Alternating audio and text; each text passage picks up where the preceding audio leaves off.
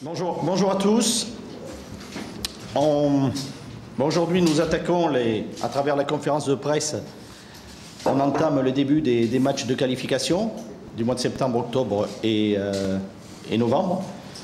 Et nous sommes ici aujourd'hui pour présenter les deux matchs, puisque nous avons deux matchs à faire. Donc le 5 septembre ici à Dakar et le 10 à Gaborone.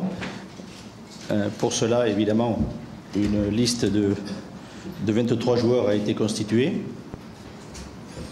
pour pouvoir faire face aux besoins de ces deux matchs en termes d'effectifs, sachant que, une précision que je donne, mais sur la feuille de match, il n'y aura que 18 joueurs alignés. C'est un mini-championnat. C'est un mini-championnat, 6 matchs, des points à prendre, le maximum. Vous connaissez les données du problème sur le nombre de qualifiés, dans la perspective évidemment de la CAN au Maroc de 2015. Alors en ce qui concerne la finalité de la liste et les mouvements de joueurs, des joueurs sont apparus lors du dernier regroupement, qui était un regroupement aussi, une liste constituée aussi par l'absence d'autres joueurs, qui nous a permis de faire venir ces joueurs dont vous citez qui ne sont pas là actuellement. Après, il a fallu, par rapport au retour de tous les joueurs en termes de possibilités, revoir un petit peu la situation des uns et des autres à travers ce que chacun faisait. Et aujourd'hui, les garçons qui ne sont pas appelés l'ont été parce qu'aussi également en termes des débuts de saison, ils ont peu de temps de jeu.